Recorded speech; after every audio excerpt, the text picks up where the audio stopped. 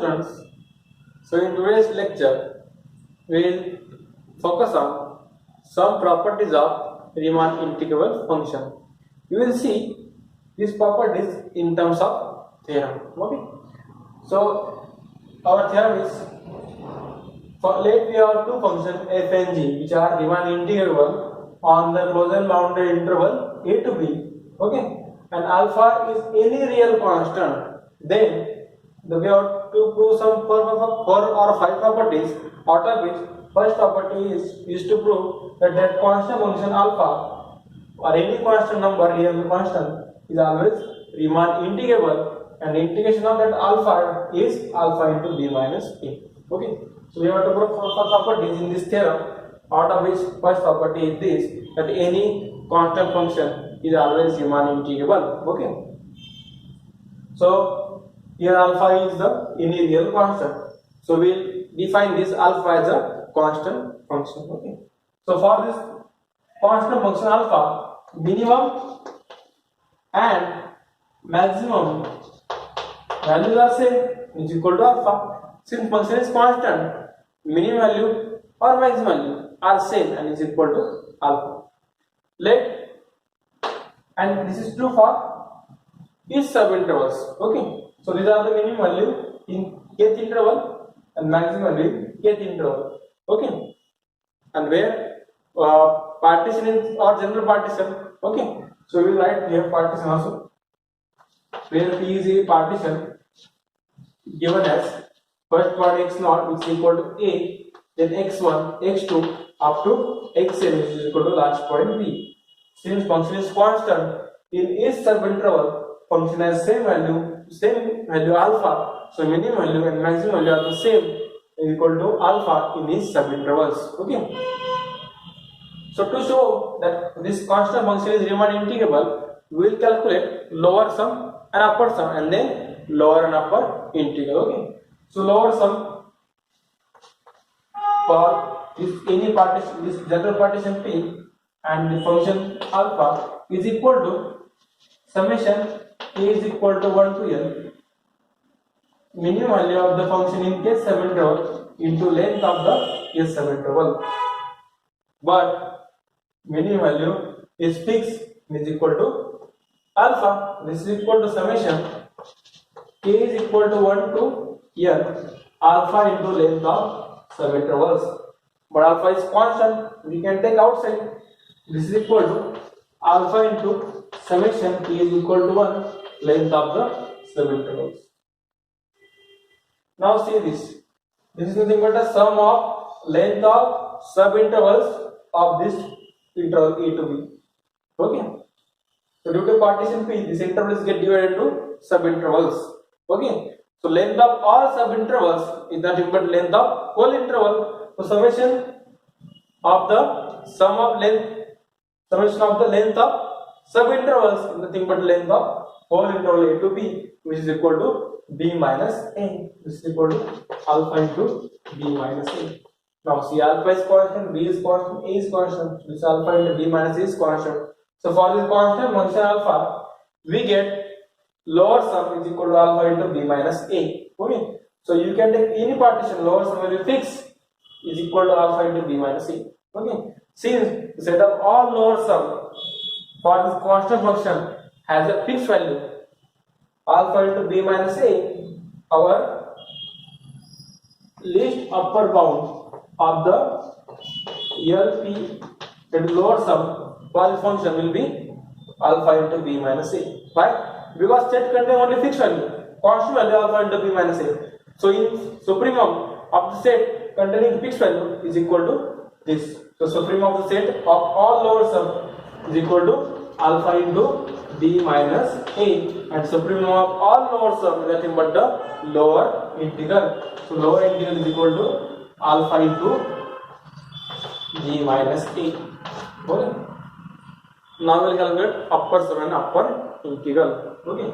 So now upper sum for this constant function is equal to summation k is equal to 1 to n supreme value of alpha or function into length of the subinterval.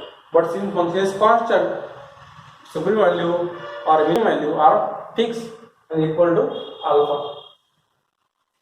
This becomes summation k is equal to 1 to m alpha into length of the subintervals. Again, alpha is constant. We can take it outside. This is equal to alpha into summation k is equal to 1 to n and summation over length of the subintervals. Again, this is the sum of all length of the subintervals. So nothing but length of the this whole interval, which is equal to b minus a. This alpha is as it is, and this sum is equal to b minus a. Again, it is some constant element. So greatest lower bound of upper sum for this constant function alpha with respect to any partition p is equal to, now see, the set upper sum containing fixed values alpha into b minus a.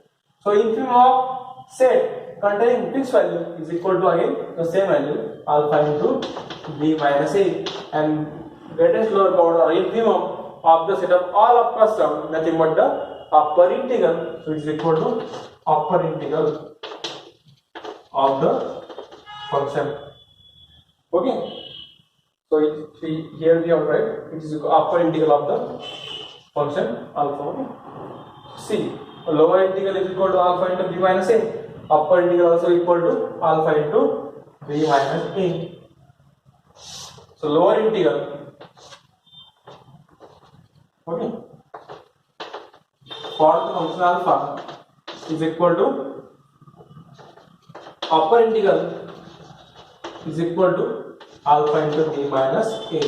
So lower integral is equal to upper integral, so function is Riemann integrable. So here alpha is Riemann integrable on the interval a to b, and its integration is equal to alpha into b minus a, and integration of the constant function alpha is the common value of lower and upper integral is equal to alpha into b minus a. So this is our first property of Riemann integrable functions. Okay. So second point of this theorem, that is second property of integral function is, if function f is Riemann integrable, then alpha into f, this function also Riemann integrable, and integration of alpha f is equal to alpha into integration of f. Okay, so this is the second property we have to prove. Okay, so since alpha is any constant real number, it may be positive or negative, or it equal to 0. So we will prove this theorem in two parts. So first part is that alpha is non-negative, that is greater or equal to 0. Okay. Now in the statement of theorem, you have already given that function f is Riemann integrable. Okay. So we have given function f is Riemann integrable. So integration of integration of the function here is exists on the interval a to b and is equal to the lower and upper integral. Okay, that is equal to the greatest lower bound of the set of all upper sum. Okay, so that p is partition of interval AB. Okay, what is this? This is nothing but upper integral, greatest lower bound of set of all upper sum. Since function is Riemann integrable, its integration is equal to the upper and lower integral, and upper integral is nothing but the greatest lower bound of upper sum, which is equal to the lower integral. Okay, and lower integral is nothing but the least upper bound of the set of all lower sum. Okay, where P is partition of the interval. Why we have written this? Because function f is Riemann integrable, so its integration is exist and equal to the upper integral and lower integral. Upper integral is nothing but the greatest lower bound of set of all upper sum, and lower integral is nothing but the least upper bound of set of all lower sum. Okay, up to this, okay, everything is okay. Now we have to show that function alpha is Riemann integrable. Okay, so we have to calculate upper and lower integral for this function alpha into f. Okay, so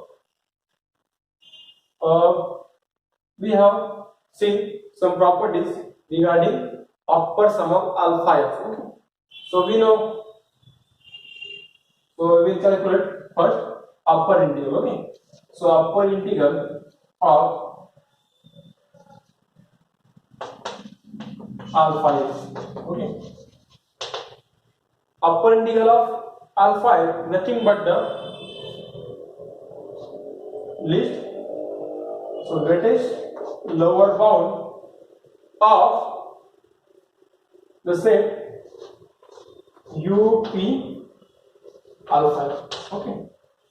Since upper integral of alpha is equal to greatest lower bound of set of all upper sum of alpha regarding any partition P. Okay. But okay, upper sum of alpha. We have seen some properties regarding upper sum of alpha f, lower sum of alpha f. Since alpha is greater or equal to 0, we know upper sum of alpha f is equal to alpha into upper sum of f.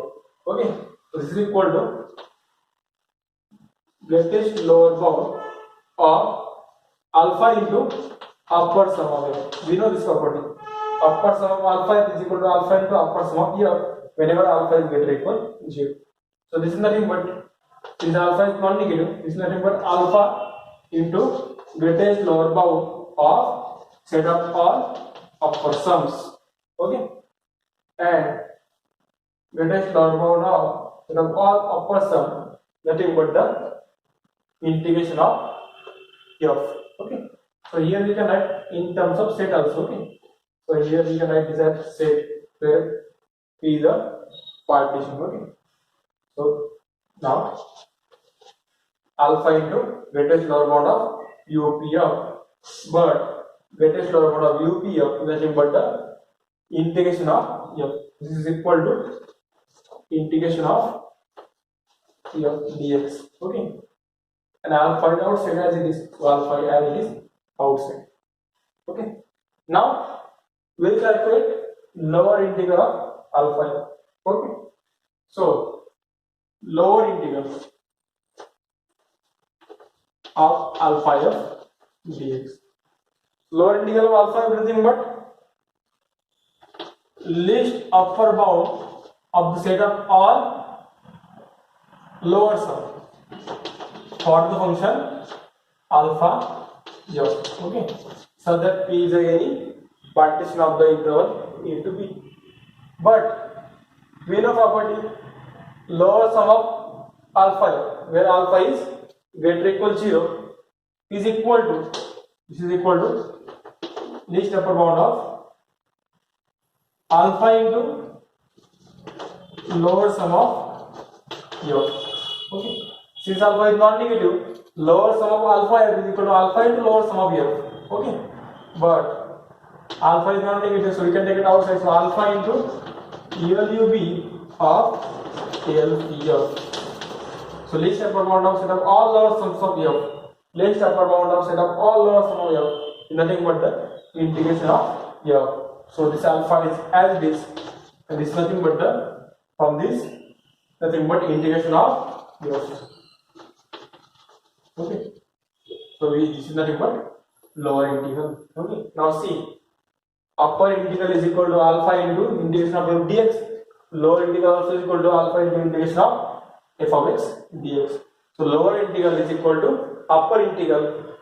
So lower integral of alpha f is equal to upper integral of alpha f. So we have lower integral of alpha f is equal to upper integral of alpha f and is equal to alpha into integral of function f. So this applies the function alpha f is Riemann integrable function. Why? Because its lower integral is equal to upper integral. This implies this alpha is Riemann integrable and its integration is alpha into f of x dx, and integration of is alpha f is equal to alpha into integration of f. Okay, this is the second property, but only we are seeing case 1 where alpha is equal to greater or equal to 0. we'll see what happens when alpha is negative. So now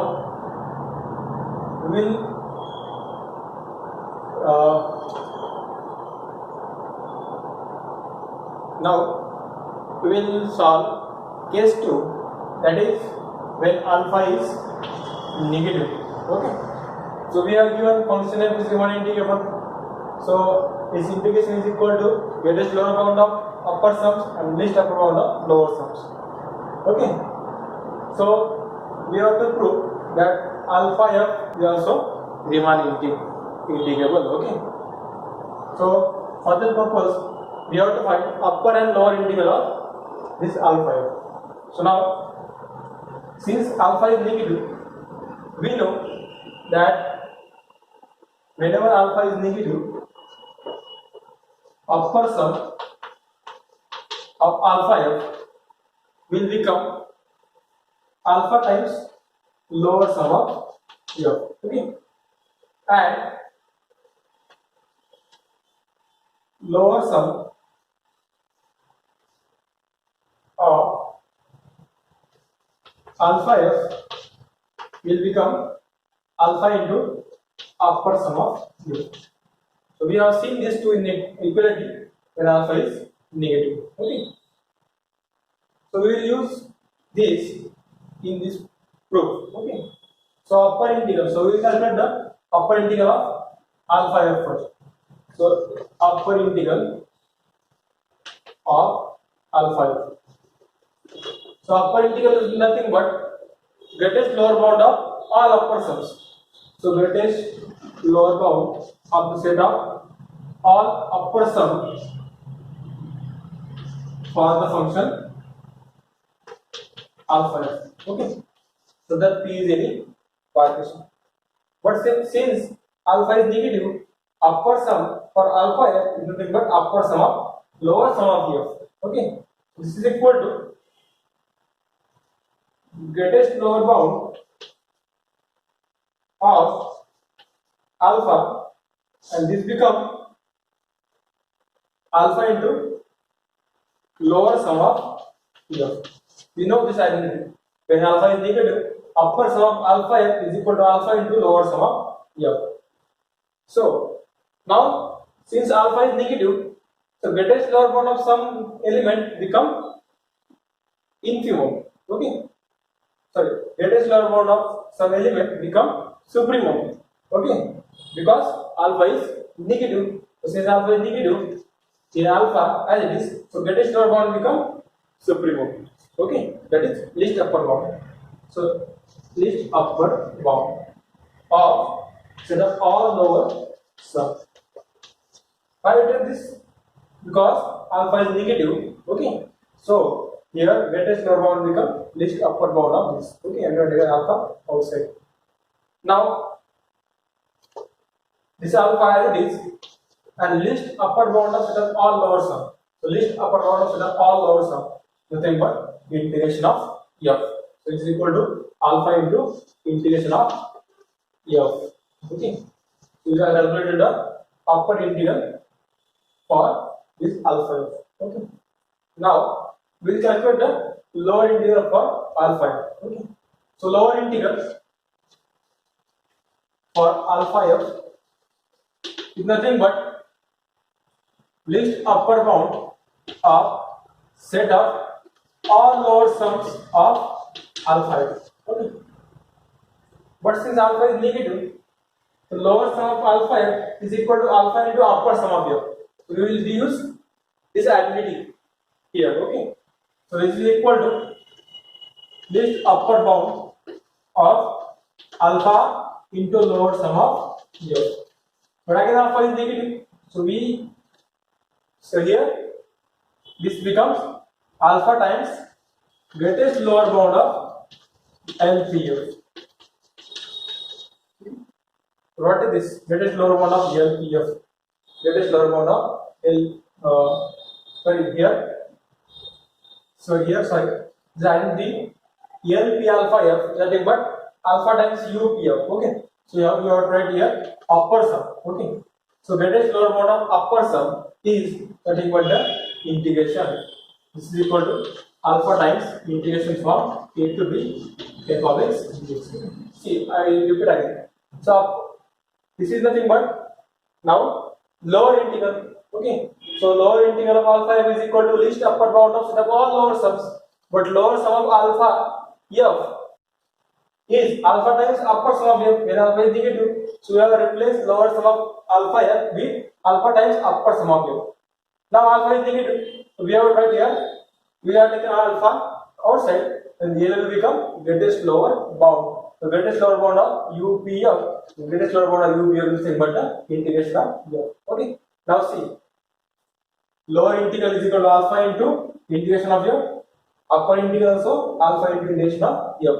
So lower integral of alpha f is equal to upper integral of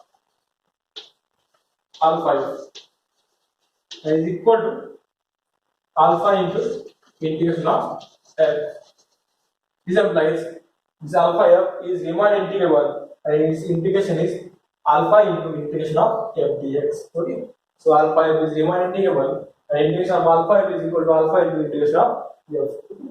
This implies alpha f belongs to the RAB, that is Riemann integral functions on interval AB, and integration of alpha f is equal to alpha into integration of f. So next property of Riemann integral function is the sum of, so integration of sum of function is equal to sum of integration of function, that is integration of f plus g is equal to integration of f plus integration of g. Okay, so we have to prove this. Again, there is another property, we will say a sharp plus, we can write minus also, that is integration of f minus g is also equal to integration of f minus integration of g. Okay, so we have to prove this property. Now we have given f and g are Riemann integrable in the theorem, Chern theorem. We have to prove the f plus g also Riemann integrable, and integration of f plus g is equal to integration of f plus integration of g. Okay, so since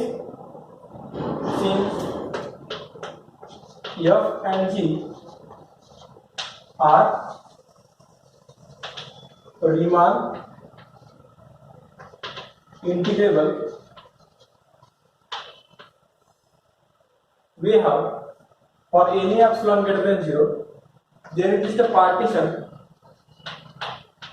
P such that upper sum of f minus lower sum of f is less than some positive number, that is we can write epsilon by 2, and upper sum of g minus lower sum of g is also less than epsilon by 2. This is we are written by using criterion for integrability. The criterion shows, criterion implies that if difference between upper sum and lower sum for the function with some partition p is less than epsilon or some number epsilon by 2 or any first number, then function is Riemann integrable. We are seeing this criteria of integrability. Okay, that is if upper sum minus lower sum is less than epsilon and there is some such partition, then the function is Riemann integrable. Okay, now we have to show that f plus g also Riemann integrable. Okay, so we know upper sum of addition of function is always less equal upper sum for f plus upper sum for g.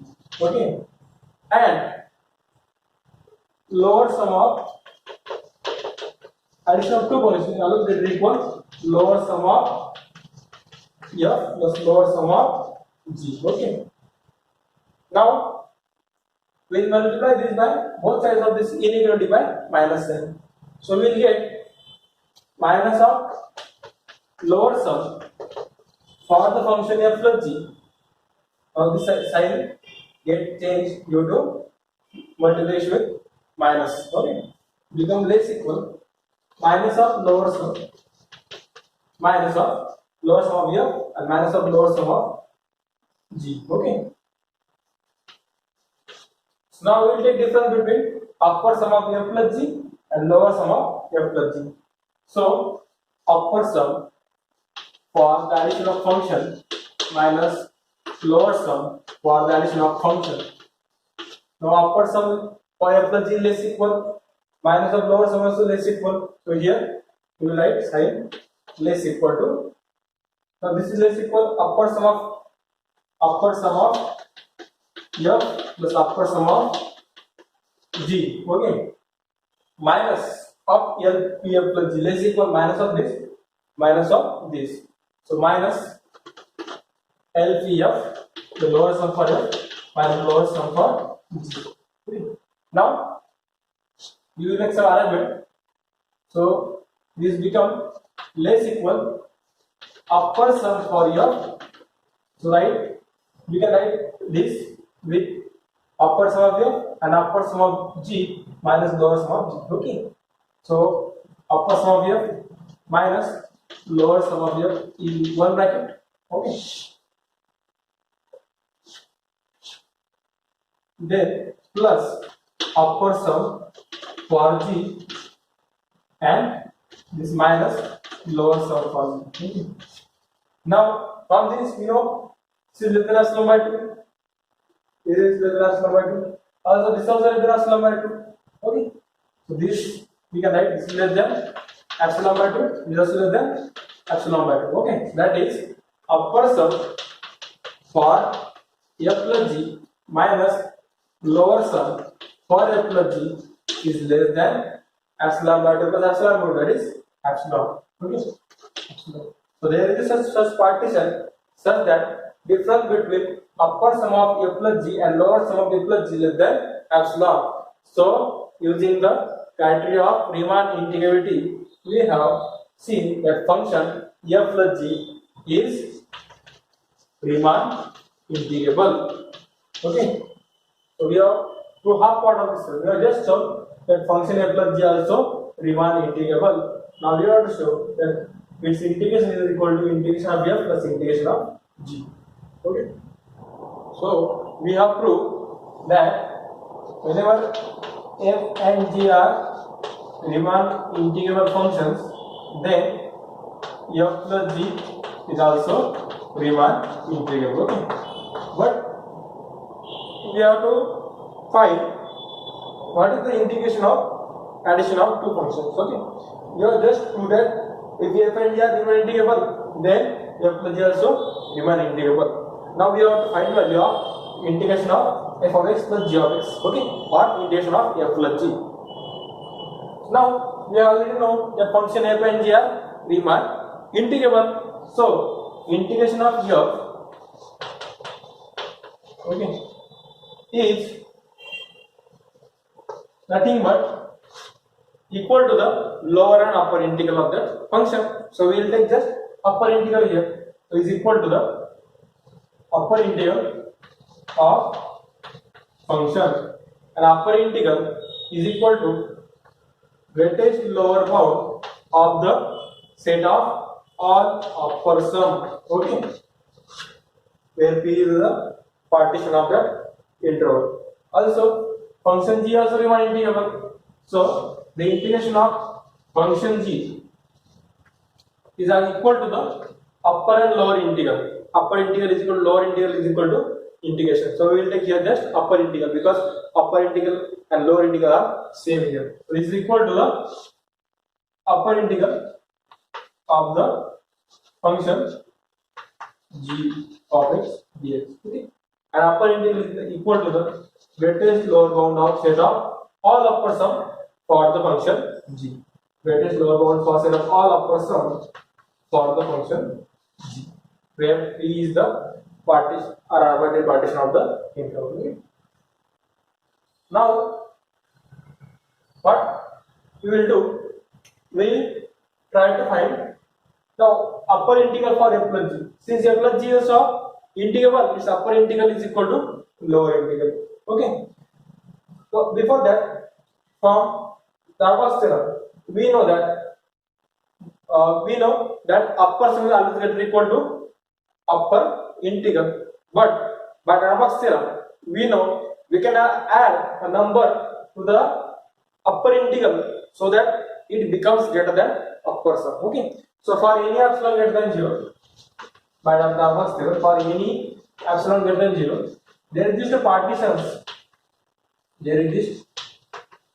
partitions P1 and P2 such that there is this partition P1 and P2 such that this upper integral plus something is greater than upper sum. Okay, like in general upper sum is always greater or equal to the upper integral, but we can add some element here so that upper integral becomes greater than upper sum. Okay, so there is this partition P1 and P2 such that upper sum for the partition P1 of the function f is less than upper integral of f.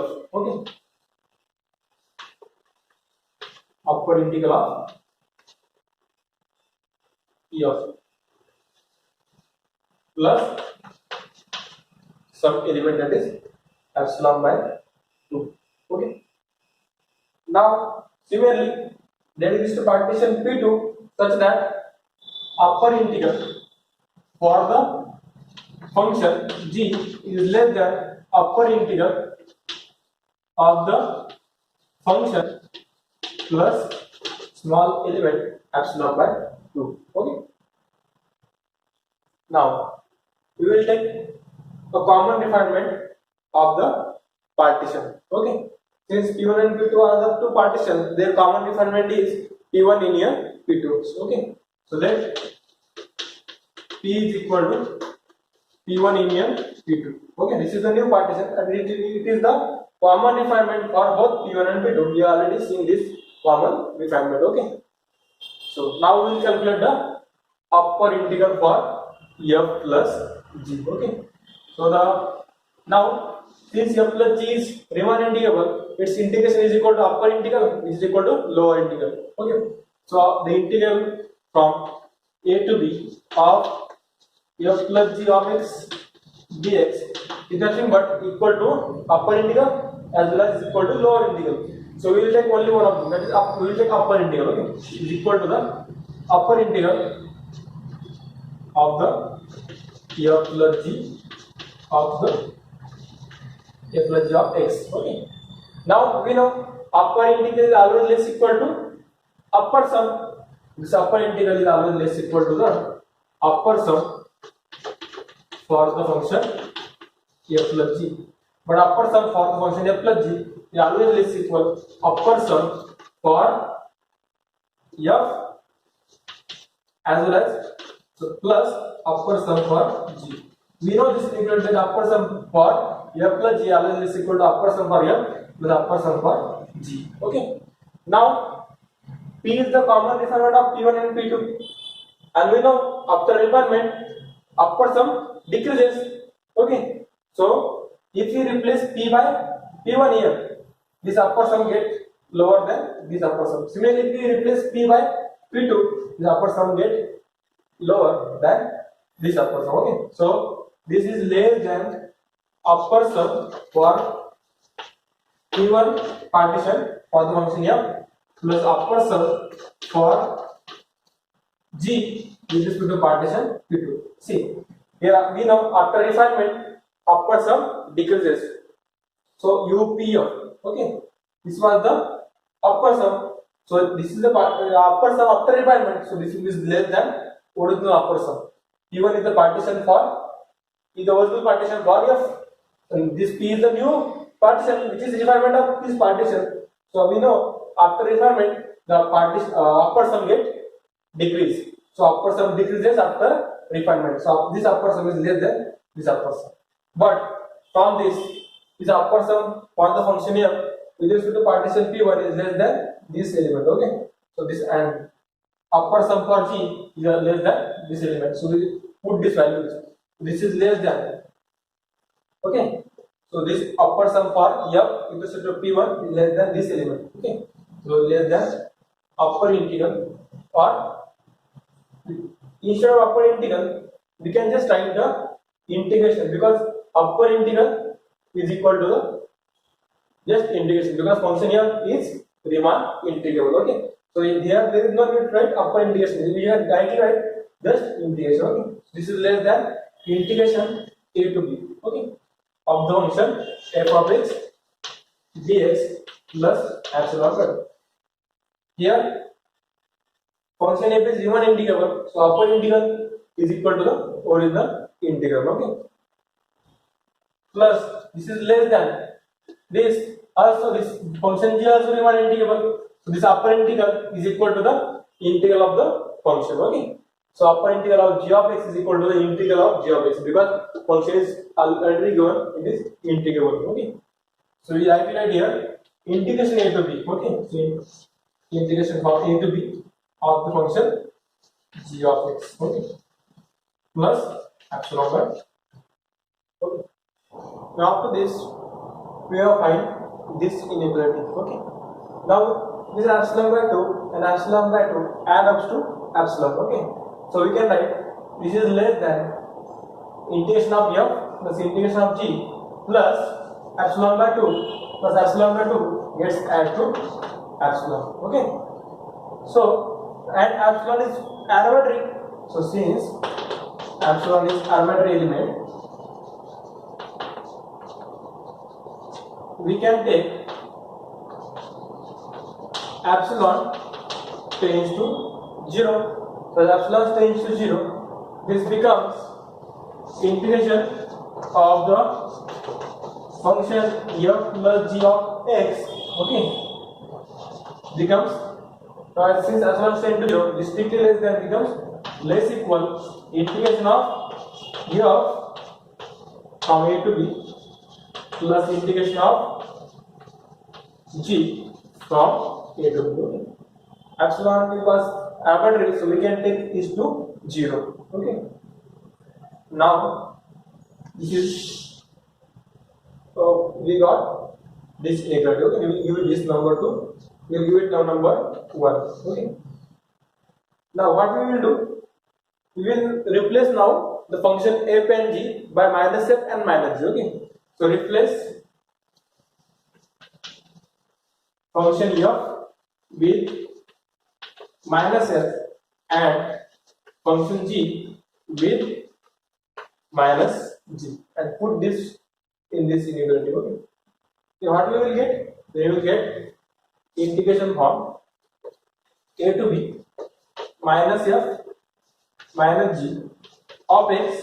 Okay, dx less equal integration from a to b, again replace f by minus f of x dx plus this plus add this integration of minus g. Okay, minus g of x dx. Now we will take this minus sign common, we will take it outside. This becomes minus of integration of function f plus g is less equal, so take this minus outside, also take this minus outside, so plus into minus minus become less equal minus of integration of f, again plus into minus of integration of g. Okay, now again this is minus, we can take minus outside, so we get minus of this integration a to b of a function f plus g is less equal minus outside, because it is common to both, so this becomes integration from a to b of the function f.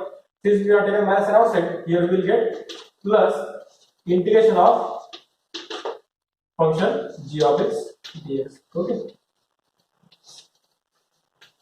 from here we are taken minus and outside, minus we are taken minus common, so minus, so this is as it is, and minus is minus outside, here we are write plus, so minus into plus become again minus. Okay, so now here is minus, here is minus, multiply both sides by minus, so what we will get, since multiplying minus will change the inequality, so we will get, so multiplying both sides of negative or minus 1, we will get integration from a to b of f plus g will become greater equal to the this minus minus get cancelled due to we are multiplying with again minus 1, so minus minus plus here minus minus plus and inequality will get changed. This less equal become here greater equal to, okay. So this is minus get cancelled, so become greater equal to integration of f plus integration of g, okay. So now see, we will give this the number 2, okay. So see inequality 1 and 2. In inequality 1, we are saying this integration of f plus g, this is equal to integration of f plus integration of g. And in second inequality, we are saying that the integration of f plus g is greater equal to the sum of integration of f and g, okay. Now this is saying this is value is less equal to this, and this implying this integration of f plus g is greater equal to the integration of f plus integration of g. So from this 1 and 2, we conclude that these two sides are same, okay. We know if a is equal to b and a is greater equal to b, these two imply that they are equal. These two result in that the two elements are equal, okay, because this happen only both the values are same. So integration of f plus g is less equal to integration of f plus integration of g, and here integration of f plus g is greater equal to the integration of f plus integration of g.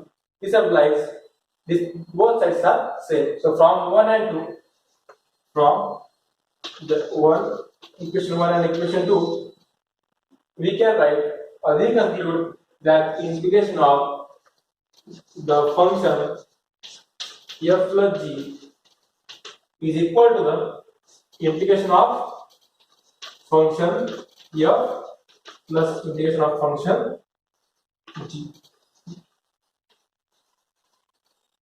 Okay. So we have proved that function f and g are Riemann integrable. The function f plus g, that is addition of that two functions, is also Riemann integrable, and the integration of f plus g is nothing but the addition of integration of f plus integration of g. Similarly, we can easily prove that integration of f minus g is equal to integration of f minus integration of g. That is, if f and g are integrable, then f minus g is also integrable, and integration of f minus g is equal to integration of f minus integration of g, okay. Now these are the inequality. We are familiar with such type of inequality. We already seen in general integration, okay. There was one more property that if f is integrable, then the mod of function is also integrable, okay. And mod of integration of f is always less equal to integration of mod of f, okay. This is also one very famous inequality in integration. This is true in Riemann integration also, okay.